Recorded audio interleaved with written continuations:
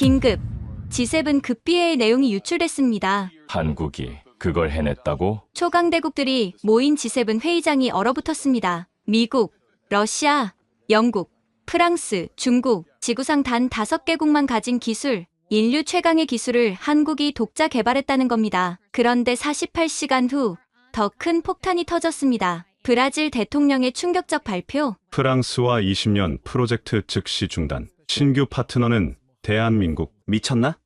상선이나 만들던 나라가 감히? 40년 경력 프랑스 설계 권위자의 조롱은 한국 현장을 직접 본 순간 침묵으로 바뀌었습니다. 도대체 한국은 무엇을 만들었을까요? 이 영상의 내용은 당신의 상식을 완전히 뒤집을 겁니다. 안녕하세요. 저는 장피에르 듀부아.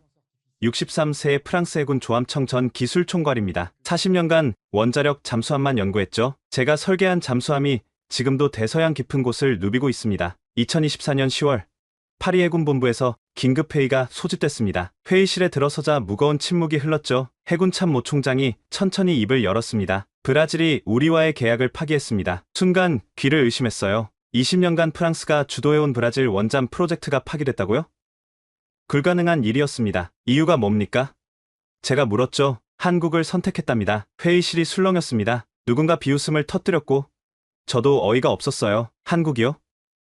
상선이나 만드는 나라가 원잠을 만든다고요? 참모 총장의 표정이 굳어 있었습니다. 브라질 해군 정보에 따르면 한국이 혁신적인 소형 원자로를 개발했다고 합니다. 건조 기간도 우리보다 40% 단축된다고 하더군요. 제가 벌떡 일어났습니다. 말도 안 되는 소리.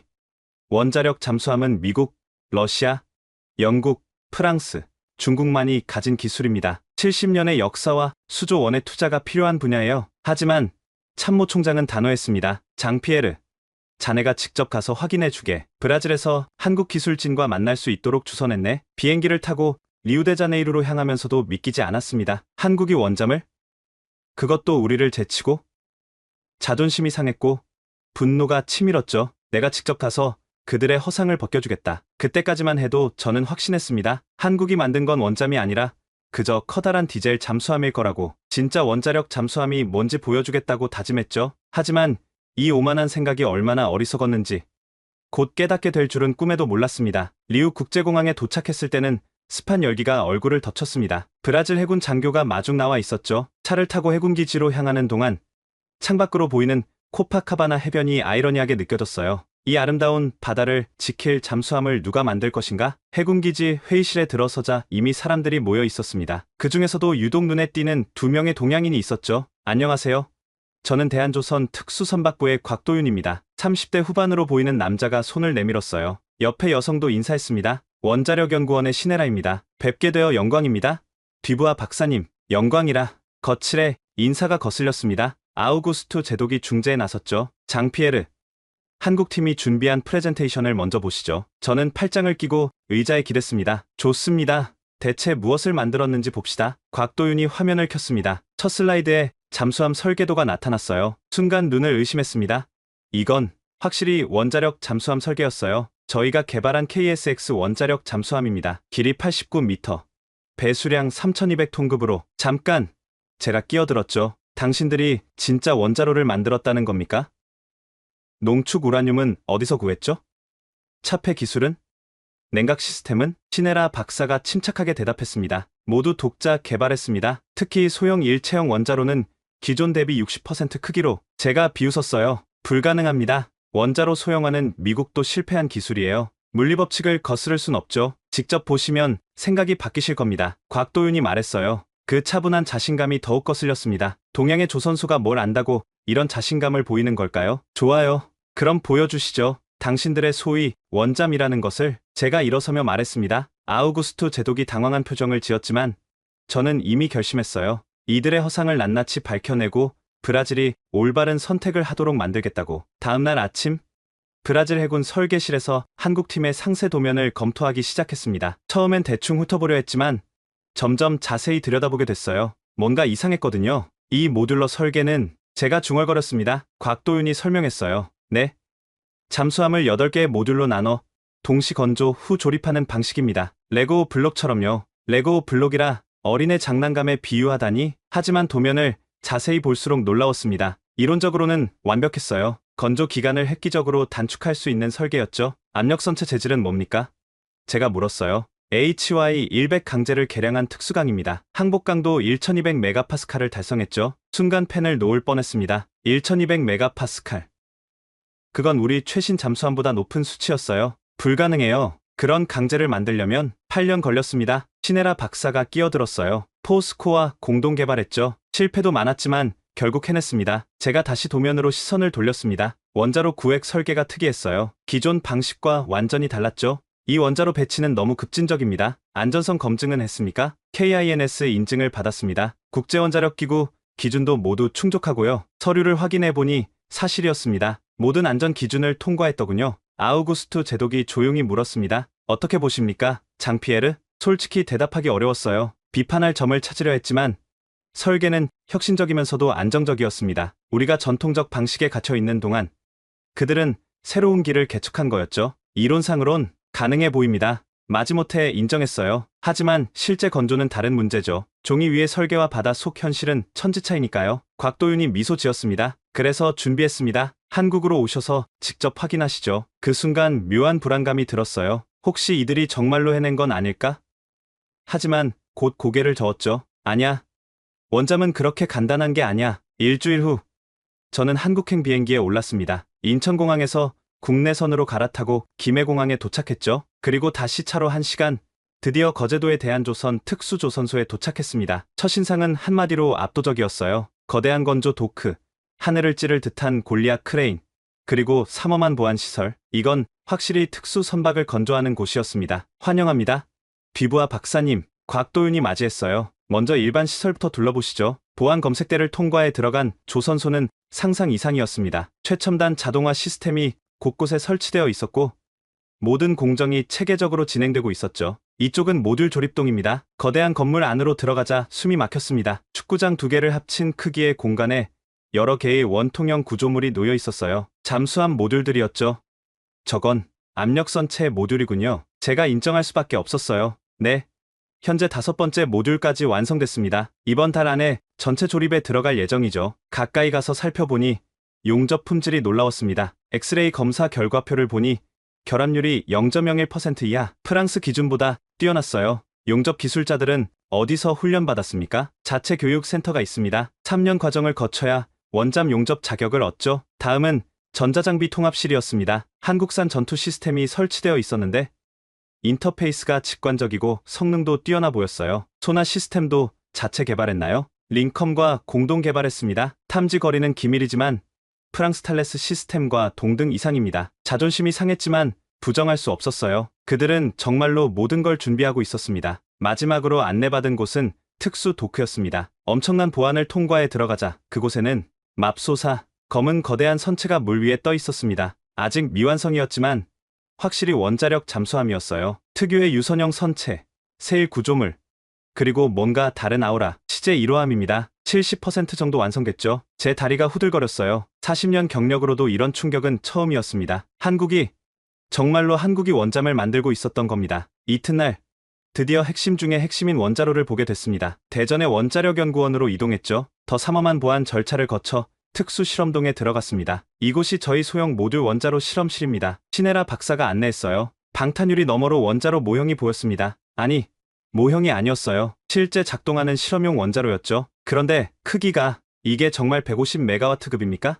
믿기지 않아 물었어요. 정확히는 160메가와트입니다. 부피는 기존 대비 60%죠. 불가능했습니다. 물리학적으로 불가능한 일이었어요. 하지만 제어실의 계기판은 거짓말을 하지 않았죠. 모든 수치가 정상이었습니다. 비밀이 뭡니까?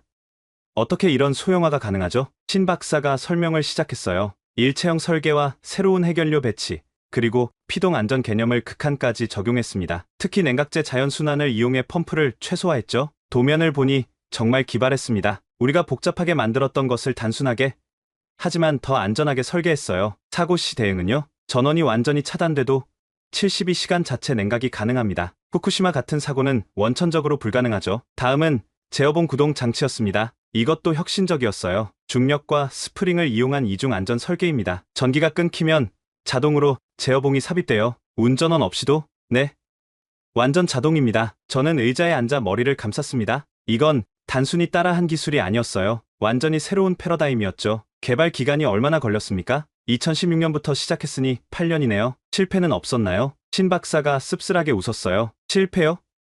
기록실에 가시면 아실 겁니다. 그녀가 안내한 곳은 지하 기록실이었습니다. 문을 열자 숨이 막혔어요. 벽면 가득 실패한 부품들과 실험 기록이 전시되어 있었죠. 2327번. 그녀가 말했어요. 그만큼 실패했습니다. 하지만 매번 조금씩 나아졌죠. 포기란 없었어요. 한 모서리에 초기 설계도가 있었습니다. 거기엔 메모가 빼곡했어요. 실패.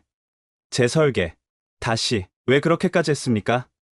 저도 모르게 물었어요. 우리도 할 수 있다는 걸 증명하고 싶었습니다. 더는 기술 식민지로 살고 싶지 않았어요. 그 말에 가슴이 먹먹해졌습니다. 프랑스도 비슷한 길을 걸었으니까요. 미국의 기술 독점에 맞서 독자 개발을 선택했던 1960년대가 떠올랐죠. 시네라 박사가 기록실 깊숙한 곳으로 안내했습니다. 그곳엔 특별한 전시물이 있었어요. 프로젝트 세종이라는 제목 아래 8년의 여정이 담겨 있었죠. 2016년 4월 첫 설계를 시작했습니다. 그녀가 낡은 노트를 가리켰어요. 당시엔 무모하다는 소리만 들었죠. 첫 페이지를 넘기니 젊은 연구원들의 사진이 있었습니다. 희망에 찬 얼굴들. 하지만 다음 장엔 실패 기록이 빼곡했죠. 첫 원자로 모형은 3개월 만에 폭발했습니다. 다행히 모의 실험이었지만요. 사진 속 폭발 흔적이 처참했어요. 포기하지 않았군요. 오히려 더 달라붙었죠. 뭐가 잘못됐는지 6개월간 분석했어요. 2017년 기록으로 넘어갔습니다. 실패가 계속됐지만 조금씩 진전이 보였죠. 압력 용기가 견디는 시간이 늘어났고 핵분열 제어가 안정화되기 시작했어요.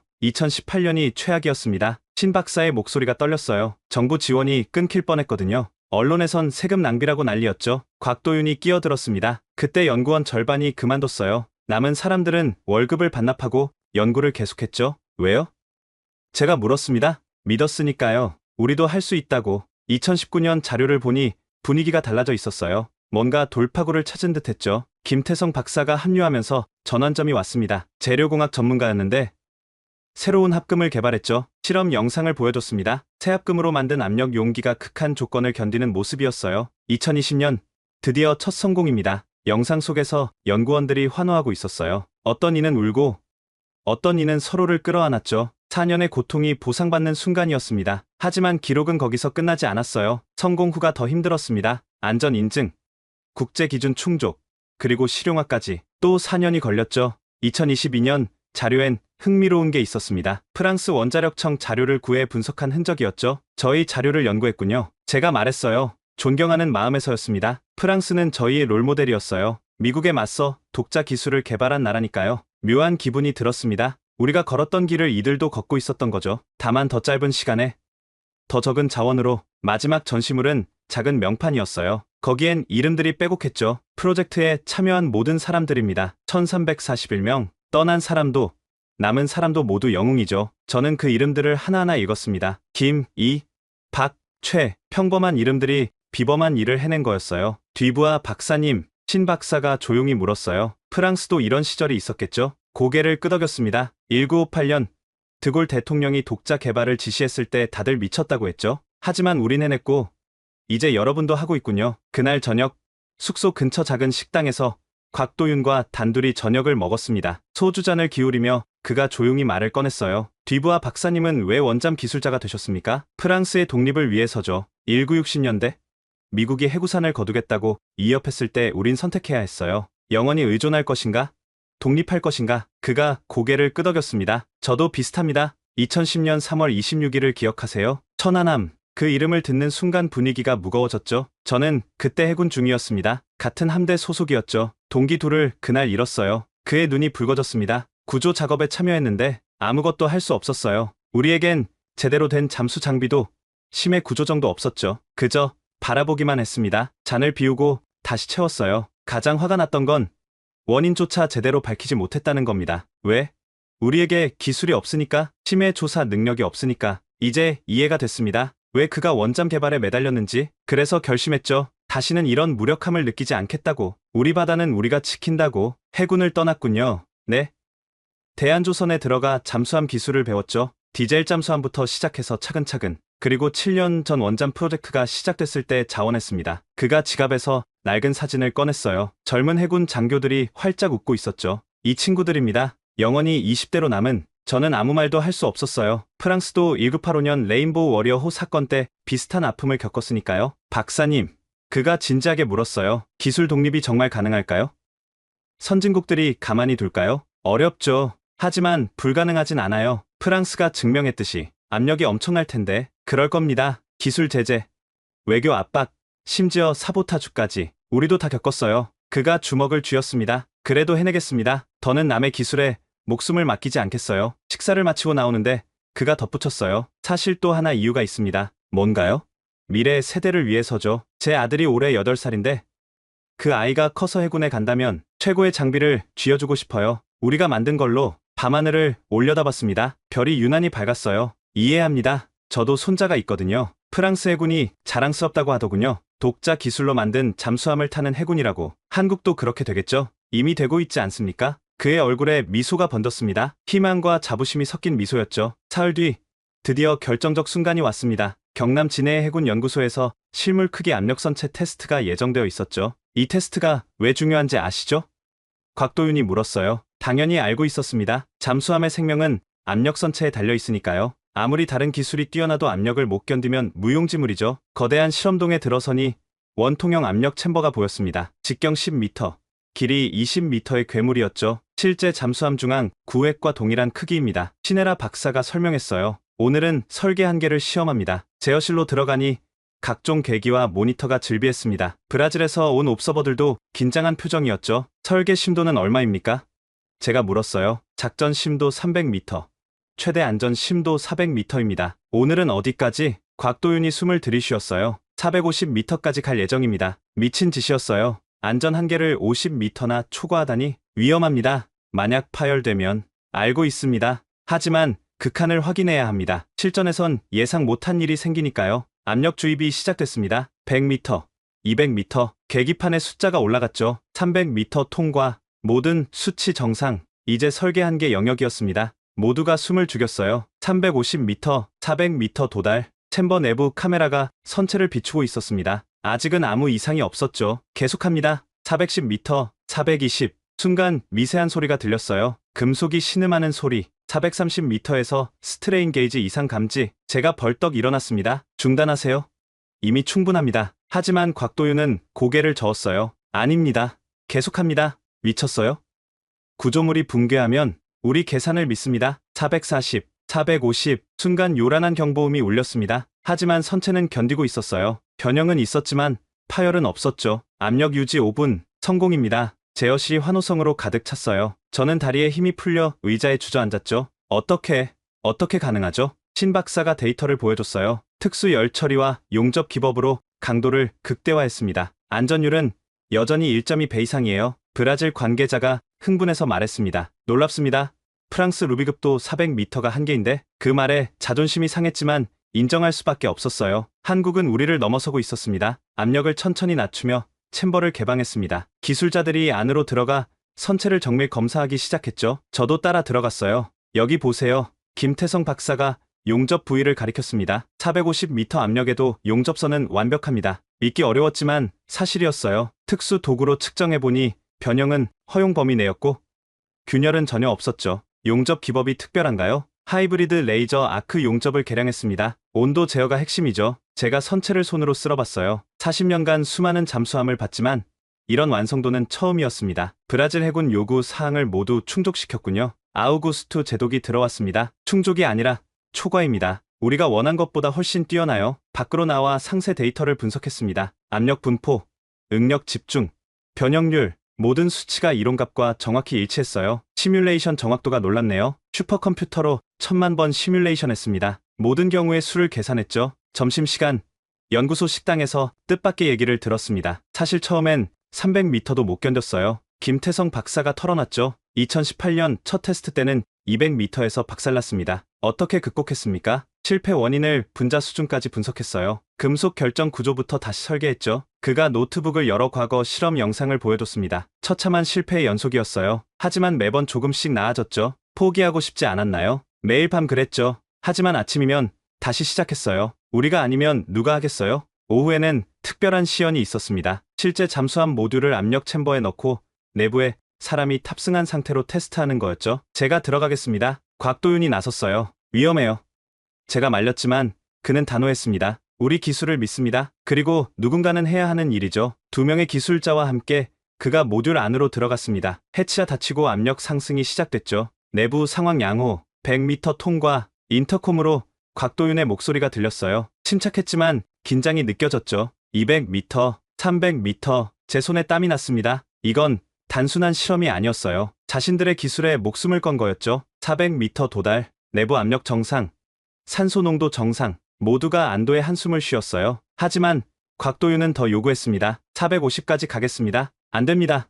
신 박사가 반대했어요. 유인 테스트는 400이 한계예요. 데이터를 믿어요. 계속하세요. 결국 압력은 450에 도달했습니다. 역사적인 순간이었죠. 아시아 국가가 만든 잠수함이 이런 심도를 견딘 건 처음이었으니까요. 10분 후 감압이 시작됐고 곽도윤 일행이 무사히 나왔습니다. 어땠습니까? 제가 물었어요. 그가 미소 지었습니다. 고요했어요. 마치 우주에 있는 것 같았죠. 그리고 생각했습니다. 우리가 정말 해냈구나. 저는 더 이상 부정할 수 없었어요. 한국은 진짜였습니다. 일주일 후 동해 먼바다. 저는 생애 처음으로 한국산 잠수함에 올랐습니다. 아직 시험 단계인 재래식 추진 실험함이었지만 원잠과 동일한 선체 구조를 가진 특수함이었죠. 뒤부하 박사님, 준비되셨습니까? 함장이 물었어요. 솔직히 긴장됐습니다. 남의 나라 잠수함을 타는 건 처음이었으니까요. 하지만 호기심이 더 컸죠. 준비됐습니다. 해치가 닫히고 자망이 시작됐습니다. 함내는 놀라울 정도로 조용했어요. 수심 50m, 100m, 계기판을 주시했습니다. 모든 시스템이 완벽하게 작동하고 있었죠. 특히 소음 수준이 인상적이었어요. 200m 도달, 추진 시스템 점검 시작합니다. 엔진음이 들렸지만 예상보다 훨씬 조용했습니다. 소음 감소 기술이 특별한가 보군요. 복합 흡음재와 능동 소음 제어를 병행합니다. 프랑스 기술보다 한 단계 앞섰다고 자부해요. 자존심이 상했지만 사실이었어요. 데시벨 측정기가 거짓말을 하지는 않으니까요. 300m 접근, 선체 이상 없음. 이제 실제 작전 심도였습니다. 함장이 각 구역에 보고를 지시했죠. 기관실 정상, 어뢰실 정상, 원자로실. 지금은 디젤이죠. 추진실 정상. 곽도윤이 제게 다가왔어요. 어떠신가요? 첫 한국 잠수함 승선이 인상적입니다. 특히 자동화 수준이 놀라워요. 인원 감축이 목표였거든요. 원잠은 장기 항해를 하니까 최소 인원이 유리하죠. 300m에서 수평 기동을 시작했습니다. 급선회, 급정지, 최대 속력 테스트. 함체가 안정적으로 반응했어요. 이 정도 기동성이면 제가 감탄했죠. 전투 상황에서도 충분합니다. 시뮬레이션으로는 어뢰 회피율 80% 이상이에요. 점심은 함내에서 먹었습니다. 좁은 식당에서 젊은 승조원들과 함께였죠. 박사님, 프랑스 잠수함은 어떤가요? 한 수병이 물었어요. 각자 장점이 있죠. 하지만 이 함도 전혀 뒤처지지 않아요. 그들의 얼굴에 자부심이 번졌습니다. 오후엔 특별한 테스트가 있었어요. 비상 부상 훈련이었죠. 3초 내 비상 부상 준비, 경보가 울리고 승조원들이 재빨리 움직였습니다. 블로우, 압축 공기가 평형수 탱크로 주입되고 함이 급상승하기 시작했어요. 엄청난 가속도에 몸이 뒤로 쏠렸죠. 200m, 100m, 50, 불과 45초 만에 수면에 도달했습니다. 함체가 물 밖으로 튀어 올랐다가 다시 떨어졌어요. 완벽합니다.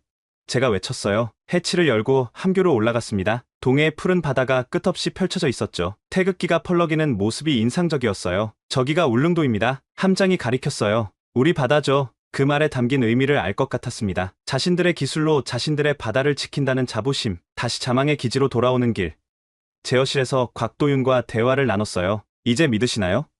우리 기술을 인정합니다. 완전히 인정해요. 한국은 6번째 원잠 보유국이 될 자격이 있어요. 그의 눈이 빛났습니다. 그 말씀, 브라질 분들께도 해주실 건가요? 당연하죠. 진실을 말하는 게 전문가의 의무니까요. 부두에 도착했을 때 석양이 바다를 붉게 물들이고 있었습니다. 박사님, 곽도윤이 말했어요. 우리가 원잠을 만드는 이유를 아시나요? 국방을 위해서 아닌가요? 그것도 맞지만 더 큰 이유가 있어요. 우리도 할 수 있다는 걸 스스로 증명하는 거죠. 기술 강국이라는 자부심을 후손들에게 물려주는 겁니다. 저는 고개를 끄덕였습니다. 프랑스가 걸어온 길, 이제 한국이 걷고 있는 길, 그 의미를 누구보다 잘 알고 있었으니까요. 함에서 내려 부두에 선이 다리가 후들거렸습니다. 단순히 긴 자망 때문이 아니었어요. 40년간 쌓아온 신념이 무너지는 순간이었으니까요. 브라질 해군 관계자들이 기다리고 있었습니다. 아우구스투 제독이 다가왔죠. 어떠셨습니까, 장피에르? 저는 잠시 하늘을 올려다봤습니다. 붉은 노을이 아름다웠어요. 그리고 돌아서서 모두가 보는 앞에서 말했습니다. 제가 틀렸습니다. 조용하던 부두가 술렁였어요. 한국이 해냈습니다. 진짜 원자력 잠수함 기술을 독자 개발했어요. 아니,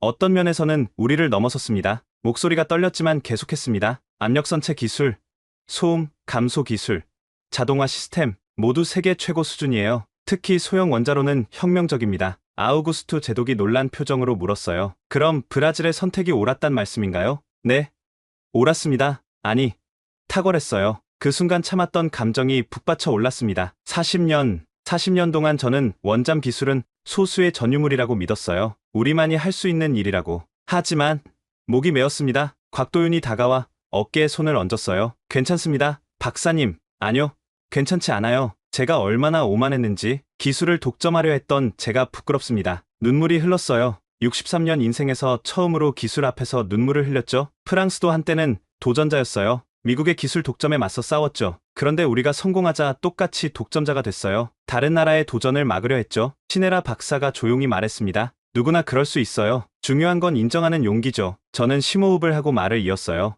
오늘 저는 깨달았습니다. 기술은 독점이 아니라 공유되어야 한다는 걸. 인류의 발전을 위해서라도. 브라질 기술진에게 돌아서서 말했죠. 한국을 선택하세요. 그들은 단순히 기술만 주는 게 아니라 함께 성장하는 파트너가 될 겁니다. 모두가 박수를 쳤어요. 진심 어린 박수였죠. 저녁 만찬에서 저는 공식 발언을 했습니다. 프랑스로 돌아가면 본국에 보고하겠습니다. 이제는 경쟁이 아니라 협력의 시대라고. 한국과 함께하면 더 나은 미래를 만들 수 있다고. 곽도윤이 잔을 들었어요. 새로운 시대를 위하여 모두가 잔을 부딪혔습니다. 그 순간 수십 년의 앙금이 녹아내리는 것을 느꼈어요. 밤늦게 숙소로 돌아와 프랑스 본국에 이메일을 썼습니다. 한국은 6번째 원잠 클럽 회원입니다. 우리는 그들과 경쟁이 아니라 협력해야 합니다. 전송 버튼을 누르는 순간 묘한 해방감을 느꼈어요. 무거운 짐을 내려놓은 것 같았죠. 다음 날 아침, 예상대로 프랑스 본국은 발칵 뒤집혔습니다. 국방장관이 직접 화상 통화를 요청했죠. 장피에르, 자네 정신이 나갔나? 한국과 협력하라니. 장관님, 직접 보시면 생각이 바뀔 겁니다. 그들의 기술은 진짜예요. 설령 그렇다 해도 우리의 기득권을 포기하란 말인가? 저는 단호하게 말했습니다. 기득권에 안주하면 도태됩니다. 한국은 이미 우릴 추월하고 있어요. 함께하지 않으면 뒤처질 뿐입니다. 긴 설득 끝에 장관은 마지못해 동의했어요. 단, 조건이 있었죠. 기술 공유는 3국에 한정하고 핵심 기술은 보호한다는 것. 오후에 열린 3국 회의에서 역사적인 합의가 이뤄졌습니다. 브라질 원잠 프로젝트를 한국과 프랑스가 공동 수행한다. 아우구스투 제독이 선언했어요. 구체적인 역할 분담도 정해졌죠. 한국은 선체와 원자로, 프랑스는 무기 체계와 센서, 브라질은 현지 생산과 운용을 맡기로. 이건 단순한 무기 거래가 아닙니다. 곽도윤이 강조했어요. 기술 독립을 위한 동맹이죠. 협정서에 서명하는 순간 카메라 플래시가 터졌습니다. 이 장면은 다음날 전 세계 언론의 헤드라인을 장식했죠. 원잠 클럽의 균열, 한국, 프랑스, 브라질 신동맹 결성. 서명식 후 기자회견이 있었습니다. 한 기자가 물었어요. 뒤부하 박사님, 프랑스는 왜 기존 입장을 바꿨나요? 기술은 물처럼 흘러야 합니다. 막으면 썩죠. 한국이 그걸 일깨워줬어요. 한국 기술이 정말 프랑스와 대등한가요? 어떤 면에선 능가합니다. 특히 혁신성과 효율성에서요. 한국 기자가 곽도윤에게 물었습니다. 이번 협력의 의미는 무엇인가요? 대한민국이 기술 선진국 반열에 올랐다는 증거입니다. 이제 우리도 규칙을 만드는 나라가 된 거죠. 회견이 끝난 후 셋이서 조용히 차를 마셨어요. 이게 시작이군요. 아우구스투 제독이 말했죠. 네. 하지만 좋은 시작입니다. 제가 답했어요. 곽도윤이 덧붙였습니다. 10년 후엔 더 많은 나라가 함께할 겁니다. 기술 민주화의 시대가 오고 있으니까요. 그날 밤, 브라질 해군 장교 클럽에서 리셉션이 열렸습니다. 각국 대표단이 모여 축배를 들었죠. 미래를 위하여. 샴페인 잔이 부딪히는 소리가 경쾌했습니다. 저는 발코니로 나가 밤바다를 바라봤어요. 곽도윤이 따라 나왔죠. 박사님, 솔직히 물어봐도 될까요? 뭐든지요. 처음부터 우리 기술을 인정하셨나요? 웃음이 나왔어요. 아니요, 전혀. 거제도에서 실물을 보고도 믿기 어려웠죠. 그럼 언제 바뀌셨나요? 잠수함 안에서요. 300m 바닷속에서 느꼈죠. 아, 이들이 진짜구나. 그가 미소 지었습니다. 저희도 처음엔 무모한 도전이라 생각했어요. 하지만 누군가는 해야 했죠. 후회는 없나요? 전혀요. 오히려 자랑스럽습니다. 우리는 한참 동안 바다를 바라봤습니다. 어딘가에서 잠수함이 조용히 임무를 수행하고 있겠죠. 이제는 한국 잠수함도 그 대열에 합류할 거였습니다. 다음날 전 세계가 술렁였습니다. CNN은 브레이킹 뉴스로 이 소식을 전했죠. 충격입니다. 70년간 지켜온 원잠 기술 독점이 무너졌습니다. 한국이 6번째 원잠 건조국이 되었고 프랑스가 이를 공식 인정했습니다. 영국 BBC는 더 자세히 분석했어요. 이번 일은 단순한 기술 이전이 아닙니다. 세계 해군력 판도가 바뀌는 역사적 사건이죠. 미국과 러시아의 반응도 흥미로웠습니다. 펜타곤 대변인은 동맹국의 기술 발전을 환영한다고 했지만 속내는 복잡했을 거예요. 중국은 더 직접적이었죠. 아시아 국가의 기술 자립을 지지한다면서도 경계심을 숨기지 않았습니다. 가장 충격을 받은 건 기존 방산업체들이었어요. 프랑스 나발 그룹의 주가가 폭락했고 영국 베이 시스템즈도 타격을 받았죠. 시장 독점이 깨졌습니다. 이제 경쟁 시대예요. 파이낸셜 타임스의 분석이었죠. 일주일 후 더 놀라운 일이 벌어졌습니다. 인도네시아, 태국, 필리핀이 한국의 기술 협력을 요청한 거예요. 우리도 잠수함이 필요합니다. 한국이 도와주길 바랍니다. 중동 국가들도 관심을 보였어요. 사우디아라비아와 아랍에미리트가 대표단을 파견했죠. 대한조선 본사로 돌아온 곽도윤은 갑자기 바빠졌습니다. 전 세계에서 문의가 쇄도했으니까요. 이렇게 될 줄 알았나요?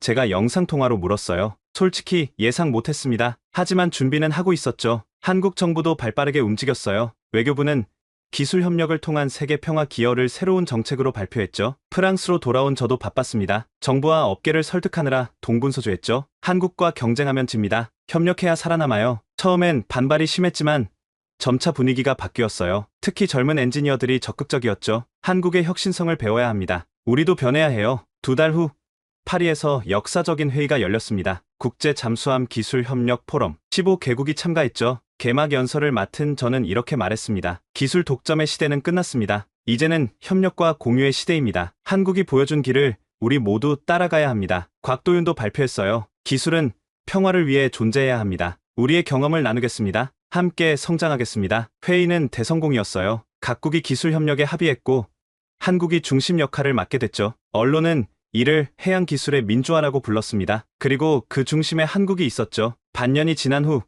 저는 다시 한국을 방문했습니다. 이번엔 프랑스 정부 특사 자격이었죠. 한국, 프랑스 잠수함 기술 협력 협정을 체결하러 온 거였습니다. 김포공항에 내리자 곽도윤이 마중 나와 있었어요. 반가운 재회였죠. 다시 오신 걸 환영합니다. 대사님, 대사는 무슨 그냥 늙은 엔지니어예요. 울산으로 가는 길 많은 것이 변해 있었습니다. 대한조선 정문엔 새로운 간판이 걸려 있었어요. 국제 잠수함 기술 교육원 벌써 만들었군요. 네.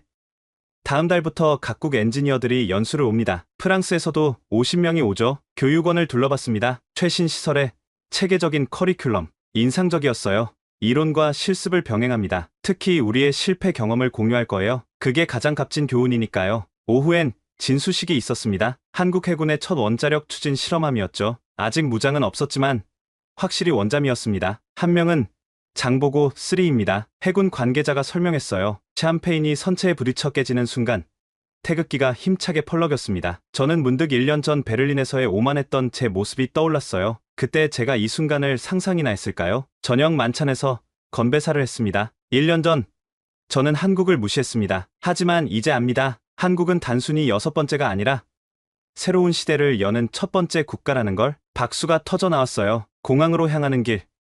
곽도윤과 마지막 대화를 나눴습니다. 앞으로 계획이 뭔가요? 더 안전하고 효율적인 잠수함을 만드는 거죠. 그리고 더 많은 나라와 기술을 나누는 겁니다. 프랑스도 함께하겠습니다. 악수를 나눴어요. 1년 전엔 적이었지만 이제는 동지가 된 두 사람. 제 남은 인생은 기술 공유에 쓰겠습니다. 제가 말했어요. 저희가 도우겠습니다. 함께요.